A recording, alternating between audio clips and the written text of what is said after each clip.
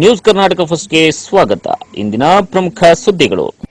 ನಮಸ್ಕಾರ, ನಾನು ಅಪೂರ್ವ ರಾಘವೇಂದ್ರ. ಈ ದಿನದ ಕೊರಟಗೆರೆ ನ್ಯೂಸ್.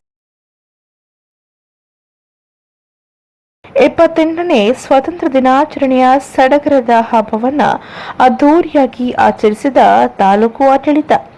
78ನೇ ಸ್ವಾತಂತ್ರ್ಯದ ಅಮೃತೋತ್ಸವವನ್ನು ವಿವಿಧ ಸಾಂಸ್ಕೃತಿಕ ಕಾರ್ಯಕ್ರಮಗಳೊಂದಿಗೆ ಸಂಭ್ರಮದಿಂದ ಆಚರಿಸಿದ ವಿದ್ಯಾರ್ಥಿಗಳು.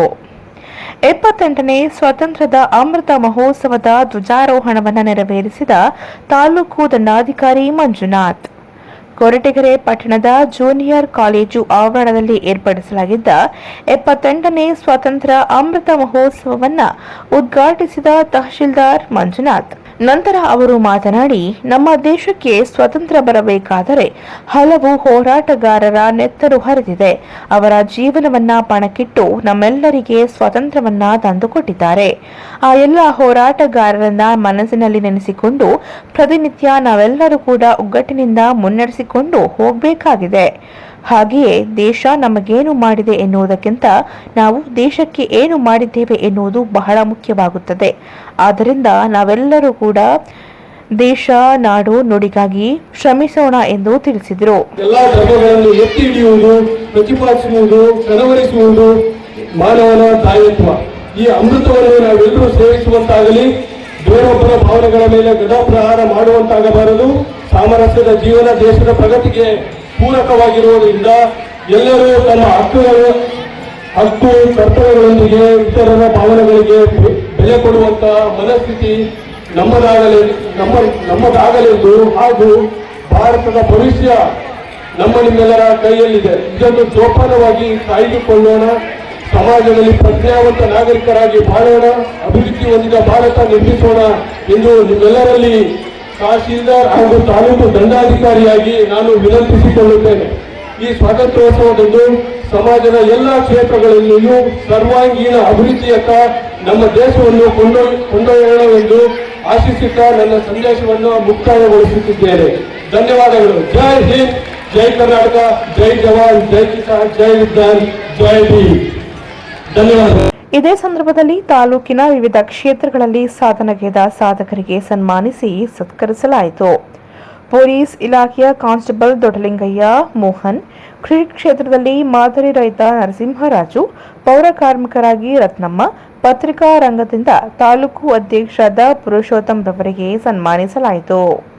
ಪಟ್ಟಣದ ಎಲ್ಲ ಖಾಸಗಿ ಹಾಗೂ ಸರ್ಕಾರಿ ಶಾಲಾ ಮಕ್ಕಳಿಂದ ವಿವಿಧ ಸಾಂಸ್ಕೃತಿಕ ಕಾರ್ಯಕ್ರಮವನ್ನು ನೀಡಿ ಕಾರ್ಯಕ್ರಮದಲ್ಲಿ ಭಾಗವಹಿಸಿದ್ದ ಗಣ್ಯರ ಮನಸೆಳೆದರು.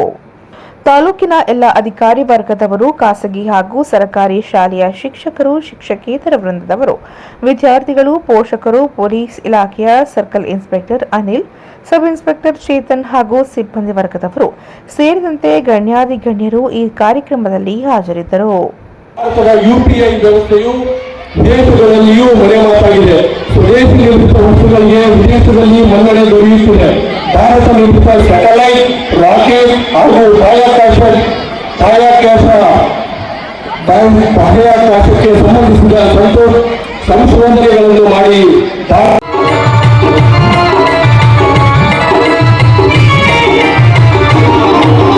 ಭಾರತಾಂಬೆಯ ಗರುಡಪಳ್ಳಿ ಅಶೋಕ ಚಕ್ರವರ್ತಿ ಚೆದೆಯಿಂದ ಹೋರಾಡಿ ಜಗತ್ತೆಲ್ಲ ತನ್ನ ಕೀರ್ತಿ.